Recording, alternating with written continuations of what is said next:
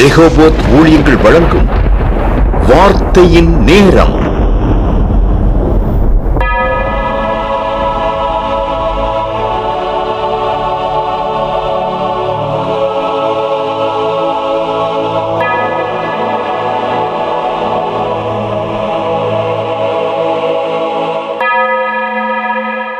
ஆராய்ந்து முடியாத பெரிய காரியங்களையும் எண்ணி முடியாத அதிசயங்களையும் செய்கின்ற சர்வ வல்லமையுள்ள தேவனுக்கே துதியும் கனமும் மகிமையும் மாட்சிமையும் புகழும் என்றென்றைக்கும் உண்டாயிருப்பதாக. ஆமேன். கர்த்தர் நல்லவர், அவர் கிருபை என்றும் உள்ளது. இந்த நாளிலும் இந்த நேரத்திலும் இந்த வார்த்தை நேரம் நிகழ்ச்சியின் மூலமாக உங்களை சந்திப்பதிலே மிகுந்த மகிழ்ச்சி அடைகின்றேன். கர்த்தர் உங்களை ஆசீர்வதிப்பாராக. இந்த நாளின் வார்த்தையின் நேரம் நிகழ்ச்சியின் செய்தியின் மூலமாக ஆண்டவர் உங்களோடு கூட பேசுகின்ற வார்த்தை, நேர் வழியாய் நடத்துகிற தேவன். God who guides in straight path. வாசிக்கலாம். ஆதியாகமம் 24 அதிகாரம் 48 வசனம். தலை குனிந்து கர்த்தரை பணிந்து கொண்டு, நான் என் எஜமானுடைய சகோதரன் குமாரத்தி அவர் குமாரனுக்கு கொல்ல என்னை நேர்வழியாய் நடத்தி வந்த என் எஜமானாகிய ஆபிரகாமின் தேவனாயிருக்கிற கர்த்தரை ஸ்தோத்தரித்தேன் என்று கூறப்பட்டுள்ளது. இந்த இடத்துல இந்த சம்பவம் எதை குறிக்கிறது என்றால், ஆபிரகாமுக்கு நீண்ட நாளுக்கு பிறகு 100 வயது சென்ற பொழுது ஒரு குமாரன் பிறக்கின்றார், ஈசாக்கு. அவருக்கு திருமணம் செய்ய ஆசைப்படுகின்றார் ஆபிரகாம். அதற்காக தன்னுடைய வேலைக்காரனாகிய எலியேசரை அழைத்து சொல்கின்றார், என்னுடைய இனத்தார் இடத்துல நீ போய் நீ அவர்களிடத்திலே என்னுடைய மகனுக்கு நீ பெண் கொண்டு வா என்று சொல்கின்றார். அப்படி செல்லும் பொழுது ஆதியாகமத்தில் அந்த 24 அதிகாரம் முழுவதையும் நாம் பார்ப்போம் என்றால் அந்த காரியங்கள் தான் இதில் விளக்கப்பட்டுள்ளது. அதில் எலியேசார் போய் தன் எஜமானாகிய ஆபிரகாமினுடைய குமாரனுக்கு பெண் கொள்ள தேவனிடத்திலே சொல்கின்றார், என்னை நேர்வழியாய் நடத்தி வந்த என் எஜமானாகிய ஆபிரகாமின் தேவனாய் இருக்கிற கர்த்தரை ஸ்தோத்தரித்தேன் என்று கூறுகின்றார். இதை எதை குறிக்கிறது என்றால், அவர் அந்த கிளம்பி போகிறதுக்கு முன்னால் அவர் நினைக்கிறார், அந்த நான் போகும்போது அங்கே அந்த பெண் எதிர்கொண்டு வரணும், ஒரு துறவண்டையில் இருக்கணும், அந்த இடத்துல பெண் தண்ணீர் மொண்டு எனக்கு தண்ணீர் தா என்று கேட்கும் பொழுது அவர் கொடுக்கணும், அதோடு கூட என்னோட ஒட்டங்களுக்கும் தண்ணீர் வார்க்கணும். அப்படிப்பட்ட பெண்ணை தான் நான் என்னுடைய எஜமானுக்கு எடுக்க வேண்டும் என்று இவர் மனதுக்குள்ளே சிந்தித்து கொண்டு செல்கின்றார். அதேபடியாக அந்த இடத்துல பார்த்தீங்கன்னா ஈசாக்கின் மனைவியாக ஆக போகின்ற ரெபேக்கால் அந்த இடத்துல இருக்கின்றாள். அவர் கேட்ட உடனே தண்ணீரை அவருக்கு மாத்திரம் தராமல் அவரோடு கூட வந்த ஒட்டங்களுக்கும் தண்ணீரை மொண்டு கொடுக்கின்றார். இதை கண்டுதான் இந்த வசனத்தை சொல்லி அவர் ஆண்டவரை ஸ்தோத்தரிக்கின்றார்.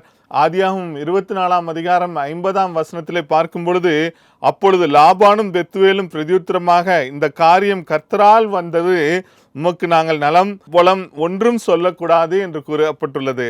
இங்க பார்த்தீங்கன்னா கர்த்தரால் வந்தது என்று, அதனால நாங்கள் ஒன்றும் சொல்லுவதற்கில்லை, இந்த பெண்ணை நீங்கள் உங்களுடைய எஜமானாகிய ஈசாக்குக்கு நீங்கள் திருமணத்திற்காக அழைத்து செல்லுங்கள் என்று கூறுகின்றார்கள்.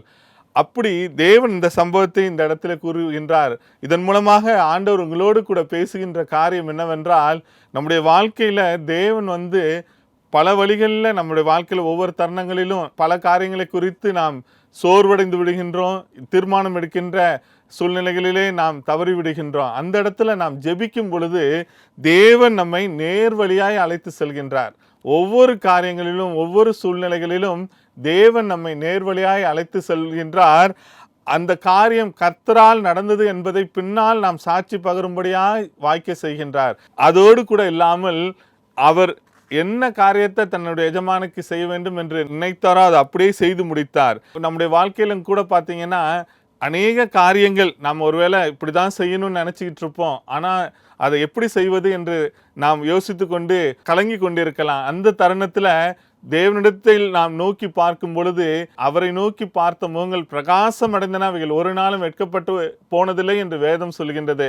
அதனால் அவரை நோக்கி பார்க்கும் பொழுது தேவனே நமக்கு ஆலோசனை தந்து இன்னென்ன காரியங்களை இவ்வாறு செய் என்று நேர்த்தியாய் நம்மை வழிநடத்துகின்ற தேவனாய் இருக்கின்றார். தேவ சித்தத்தை சில காரியங்களை நாம் அறிந்து கொள்ள வேண்டியதாக இருக்கும். இதை எப்படி செய்யலாம், இது ஆண்டவருடைய சித்தம் இருக்கா இல்லையா என்பது எப்படி என்றால் நமக்கு தெரியும் என்றால், ஆண்டவருடைய பிள்ளைகள் வாக்குத்தத்த வசனங்கள் மூலமாக வேதத்திலிருந்து ஜெபிக்கும் பொழுது அவர்கள் கூறுவார்கள்.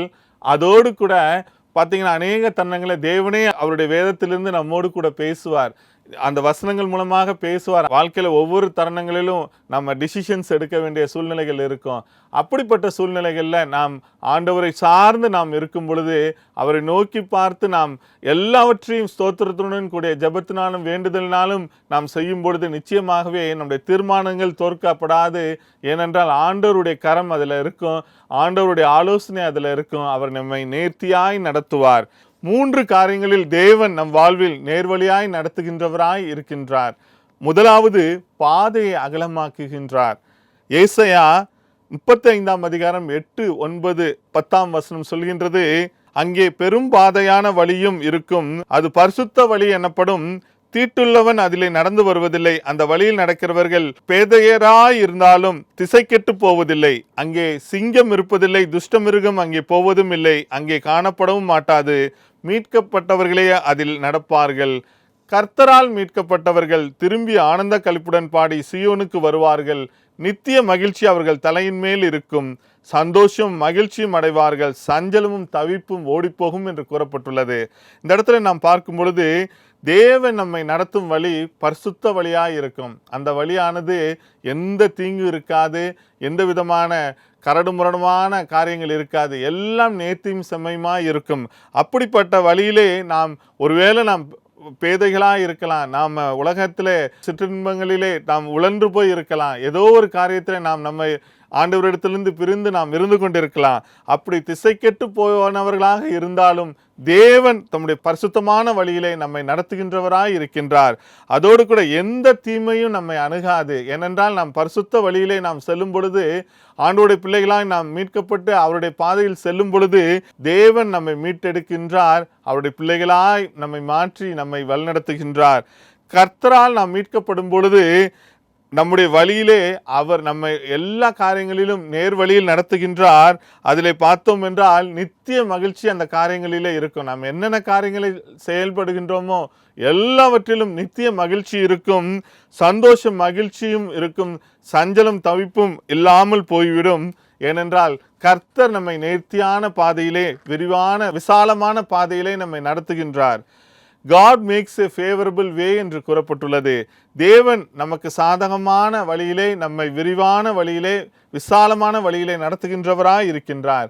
சங்கீதம் 18ஆம் அதிகாரம் 18, 19 வசனங்கள் இவ்வாறு கூறுகின்றது, என் ஆபத்து நாளில் எனக்கு எதிரிட்டு வந்தார்கள், கர்த்தரோ எனக்கு ஆதரவாய் இருந்தார், அவர் விசாலமான இடத்திலே என்னை கொண்டு வந்து என்மேல் பிரியமாய் இருந்தபடியால் என்னை தப்புவித்தார் என்று கூறப்பட்டுள்ளது.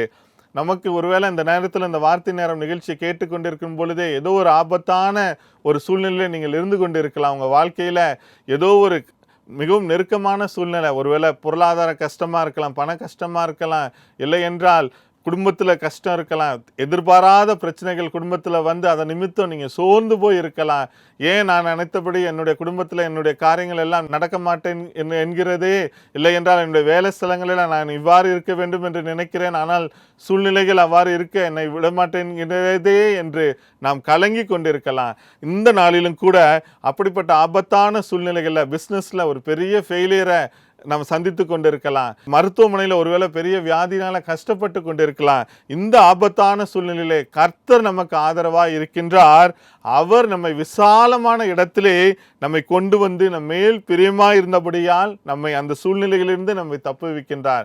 அப்படிப்பட்ட அருள்நாதர் இயேசு இந்த நாளிலும் கூட உங்கள் வாழ்க்கையிலே அவர் வர விரும்புகின்றார். நாம் அவருக்கு மாத்திரம் இடம் கொடுத்து வாழும் பொழுது நிச்சயமாகவே அவர் நம்மை விசாலமான பாதையிலே நம்மை அழைத்து செல்கின்றவராய் இருக்கின்றார். சங்கீதம் 18:30 இவ்வாறு கூறுகின்றது, தேவனுடைய வழி உத்தமமானது. ஆண்டவருடைய வழி பார்த்தீங்கன்னா பரிசுத்தமானது, உத்தமமானது, நிலையானது, நீதியானது. அப்படிப்பட்ட வழியை நாம் பின்பற்றி வாழும் பொழுது, நாம் உலக வழியிலே செல்லாமல் ஆண்டவருடைய வழியில் நாம் செல்லும் பொழுது நிச்சயமாகவே சங்கீதம் 18:36 இவ்வாறு கூறப்பட்டுள்ளது, என் கால்கள் வலுவாதபடிக்கு நான் நடக்கிற வழியை அகலமாக்கினீர் என்று கூறப்பட்டுள்ளது. ஒருவேளை சூழ்நிலைகள் நிமித்தம் நாம் நல்ல ஒரு காரியத்தில் சென்று கொண்டிருக்கலாம், ஆனாலும் கூட திடீரென்று நாம் இடறி போய்விடலாம். நாம் நினைத்த காரியங்கள் நடைபெறாமல் அதே சூழ்நிலைகளில் நாம் தவறி போய்விடலாம். திரும்பி ஆண்டவர் நம்மை சீர்படுத்த விரும்புகின்றார், ஸ்திரப்படுத்தி விசாலமான பாதையிலே நம்மை நடத்த விரும்புகின்றார். சங்கீதம் 118:5 இவ்வாறு கூறுகின்றது, நெருக்கத்திலிருந்து கர்த்தரை நோக்கி கூப்பிட்டேன், கர்த்தர் என்னை கேட்டருளி விசாலத்திலே வைத்தார் என்று கூறப்பட்டுள்ளது. நெருக்கமான சூழ்நிலையிலே கர்த்தரை நாம் நோக்கி கூப்பிடும் பொழுது ஆண்டவர் அதை கேட்டருளி விசாலமான இடத்திலே நம்மை கொண்டு போய் வைக்கின்றார். அதனால ஒன்றுக்கும் கவலைப்படாதுங்க. எதுவாக இருந்தாலும் எல்லாவற்றையும் ஆண்டவரை நோக்கி நாம் கூப்பிடும் பொழுது அவர் நாம் எண்ணுவதற்கும் நினைப்பதற்கும் மேலாக வைராக்கியமாய் பதில் தருகின்ற தேவன் நம்முடைய வாழ்க்கையிலே அவர் பதில் தந்து நம்மை விசாலமான பாதையிலே நடத்துகின்றார். முதலாவது பார்த்தோம், நம் வாழ்வில் நேர்வழியாய் நடத்துகின்ற தேவன் பாதையை அகலமாக்குகின்றார் என்று பார்த்தோம். இரண்டாவதாக நாம் பார்க்க இருப்பது, நம் வாழ்வில் நேர்வழியாய் நடத்துகின்ற தேவன் தடைகளை நீக்கி போடுகின்றவராய் இருக்கின்றார். மீகா 2:13 சொல்கின்றது, தடைகளை நீக்கி போடுகிறவர் அவர்களுக்கு முன்பாக நடந்து போகிறார், அவர்கள் தடைகளை நீக்கி வாசலால் உட்பிரவேசித்து கடந்து போவார்கள், அவர்கள் ராஜா அவர்களுக்கு முன்பாக போவார், கர்த்தர் அவர்கள் முன்னணியிலே நடந்து போவார் என்று கூறப்பட்டுள்ளது. நம் வாழ்வில் நேர்வழியாய் நடத்துகின்ற தேவன் நம் வாழ்க்கையில் உள்ள தடைகளை அவரே நீக்குகின்றார்.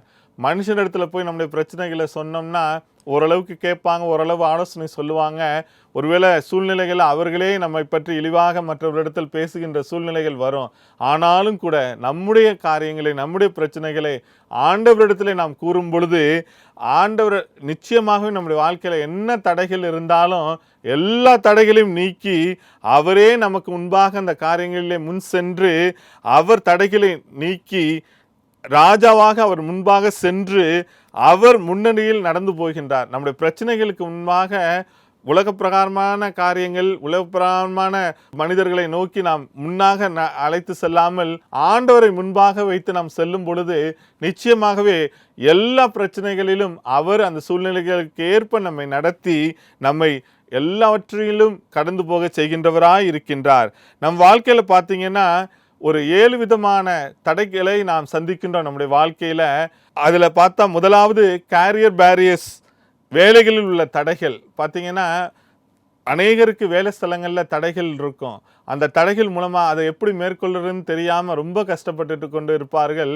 அதற்கு ஒரே தீர்வு ஆண்டவர் தான். லூக்கா 5:5-6 பார்க்கும் பொழுது, அதற்கு சீமோன், ஐயரே, முழுவதும் நாங்கள் பிரயாசப்பட்டும் ஒன்றும் அகப்படவில்லை, ஆகிலும் உம்முடைய வார்த்தையின்படியே வலை போடுகிறேன் என்றான். பார்த்தீங்கன்னா இந்த இடத்துல பார்க்கும் பொழுது சீமோன் பேதுரு கடலிலே போய் முழுவதும் போட்டு வலையை போட்டு மீனை பிடிக்க பார்க்குறாங்க, ஒன்றும் கிடைக்கல. ஆனால் ஆண்டவருடைய வார்த்தையின்படி அவர்கள் செய்த பொழுது அவர் சொல்கின்றார், வலையை போடுங்கள் என்று சொன்ன பொழுது அந்த சொல்லை கேட்டு அவர்கள் போட்ட பொழுது அதில் பார்த்தீங்கன்னா அளவில்லாத மீன்கள் வந்தது. 2 போட்டு நிறைய மீன்கள் ஃபுல்லாகி அந்த அளவுக்கு ஆசீர்வாதமாய் அவர் அதனை மாற்றினார். இதற்கு காரணம் அவங்க முதல்ல சுயமுயற்சியில் அவங்க ஈடுபட்டாங்க, அதில் வெற்றி பெற முடியல அந்த வேலை காரியத்தில். ஆனாலும் கூட ஆண்டவருடைய வார்த்தையை நம்பி அந்த வார்த்தையை கேட்டு அவர்கள் செய்த பொழுது நிச்சயமாகவே இந்த சீமோன் பேதுரு ஆசீர்வதித்த தேவன் உங்களையும் உங்களுடைய வேலை ஸ்தலங்களிலே உங்களை ஆசீர்வதிக்கின்றவராய் இருக்கின்றார்.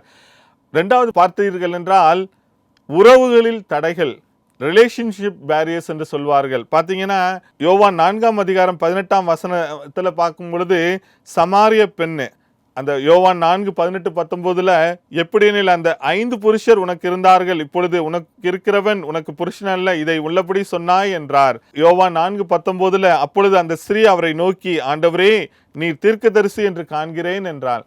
பார்த்தீங்கன்னா அந்த பெண் பார்த்தீங்கன்னா சமாரிய ஸ்திரீ பாவ வாழ்க்கையில் இருக்கிறாங்க.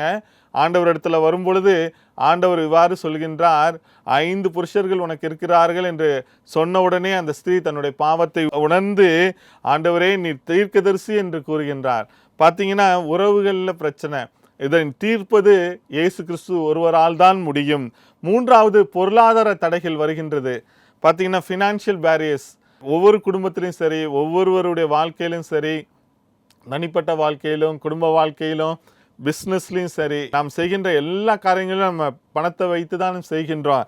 அதில் தடைகள் வரும் பொழுது, நம் குறைவுகள் வரும் பொழுது, தேவனை நோக்கி பார்க்கும் பொழுது அந்த குறைவுகளை ஆண்டவர் நமக்கு நிவர்த்தி ஆக்குகின்றார். 2 ராஜாக்கள் 4:1 பார்க்கும் பொழுது, தீர்க்கதரிசிகளுடைய புத்திரரில் ஒருவனுக்கு மனைவியாயிருந்த ஒரு ஸ்திரீ எலிசாவை பார்த்து, உமது அடியானாகிய என் புருஷன் இறந்து போனான், உமது அடியான் கர்த்தருக்கு பயந்து நடந்தான் என்பதை அறிவீர்.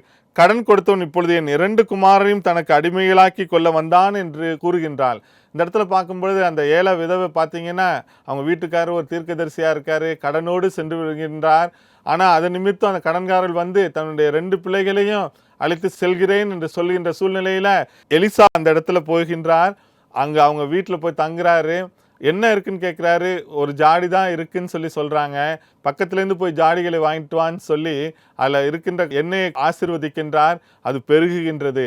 அந்த அம்மாவுடைய குறைவுகள் நீக்கப்படுகின்றது. அவங்க கடன்கள் எல்லாம் அந்த எண்ணெயை விற்று அதன் மூலமாக அடைக்கப்படுகின்றது.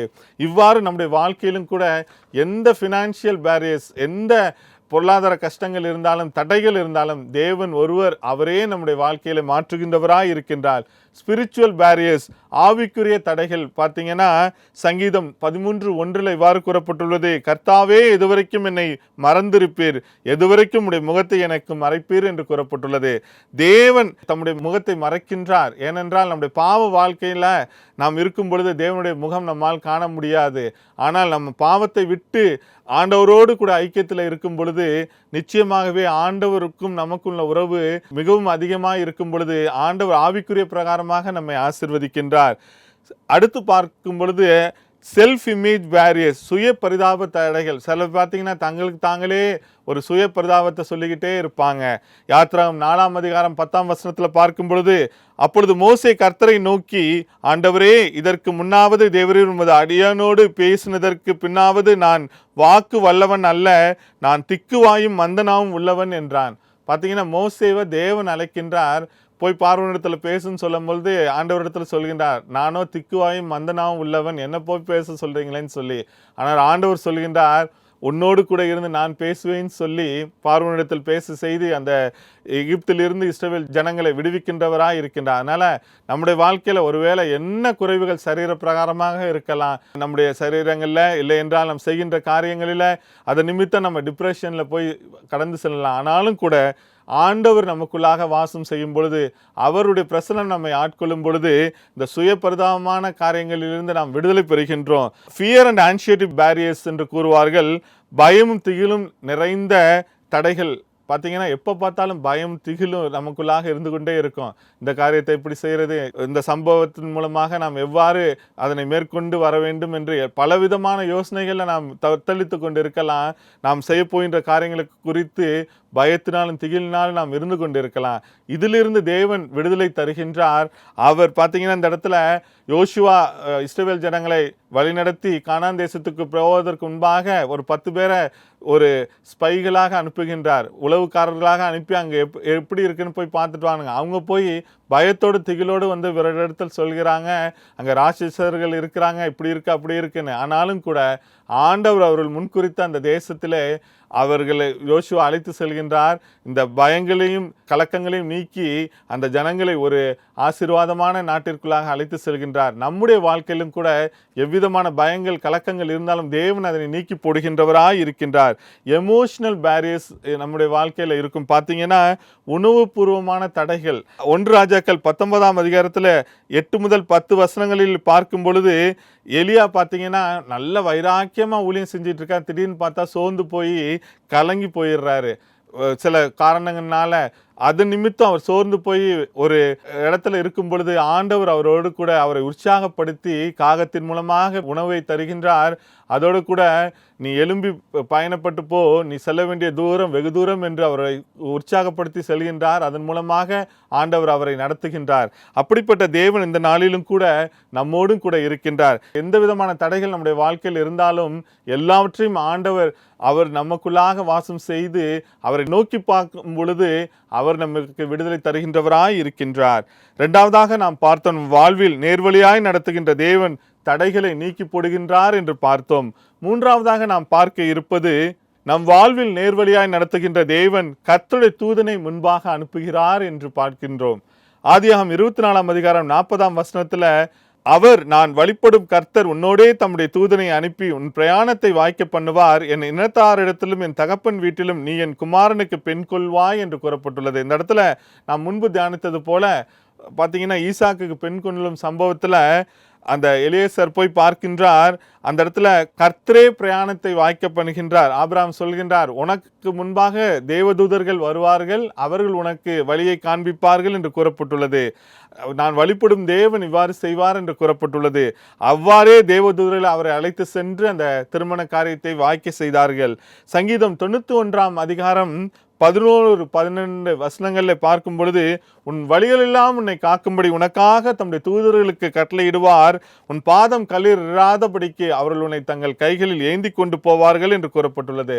பார்த்தீங்கன்னா, நம்முடைய வாழ்க்கையில நாம் செய்கின்ற பயணங்களிலே எதுவாக இருந்தாலும் சரி, ஒருவேளை படிக்கின்ற பிள்ளைகள் படிக்கின்ற தருணங்களில் இருக்கலாம், வேலை ஸ்தலங்களிலே உள்ளவர்கள் வேலை காரியங்களில் இருக்கலாம், பிசினஸ்ல உள்ளவங்க பிசினஸ் காரியங்களில் இருக்கலாம், ஒருவேளை வியாதியில கஷ்டப்பட்டு கொண்டு இருக்கலாம். எதுவாக இருந்தாலும் உன் வழிகளெல்லாம் உன்னை காக்கும்படி உனக்காக தம்முடைய தூதர்களுக்கு கட்டளையிடுவார் என்று கூறப்பட்டுள்ளது. உன் பாதம் கல்லிடாதபடிக்கு அவர்கள் உன்னை தங்கள் கைகள் ஏந்தி கொண்டு போவார்கள். நம் ஒவ்வொருவருக்கும் தூதர்கள் நம்மோடு கூட இருக்கின்றார்கள். நம் கண்களில் பார்க்க முடியாது, ஆனால் ஆண்டவர் ஒவ்வொருவரையும் தூதர்களையும் நமக்கென்று வைத்திருக்கின்றார் ஒவ்வொருவருக்கும். அப்படிப்பட்ட தூதர்கள் நமக்கு கூட வந்து நம்முடைய காரியங்களிலே அவர்களும் நம்மோடு கூட இருந்து எல்லாவற்றையும் ஆண்டவருடைய நாமத்திற்கு ஜெயமாக முடித்து கொடுப்பார்கள். சங்கீதம் 34:7 இவ்வாறு கூறுகின்றது, கர்த்தருடைய தூதன் அவருக்கு பயந்தவர்களை சூழ பாளையம் இறங்கி அவர்களை விடுவிக்கிறார் என்று கூறப்பட்டுள்ளது. யார் கர்த்தருக்கு பயந்திருக்கிறார்களோ அவர்கள் கடன் செல்கின்ற சூழ்நிலைகளிலிருந்து கர்த்தருடைய தூதனே வந்து இறங்கி அவர்களுக்கு விடுதலை தருகின்றவராய் இருக்கின்றார். தேவதூதர்கள் தேவனிடத்திலிருந்து பார்த்தீங்கன்னா செய்திகளை கொண்டு வருவார்கள். ஆதியாகமம் 16 அதிகாரம் 8-9 வசனத்துல பார்க்கும் பொழுது, ஆகாரிடம் தேவதூதர் பேசியது, சாராயின் அடிமை பெண்ணாகிய ஆகாரே, எங்கிருந்து வருகிறாய், எங்கே போகிறாய் என்று கேட்டார். அவள், நான் என் நாச்சியாராகிய சாராயை விட்டு ஓடி போகிறேன் என்றாள்.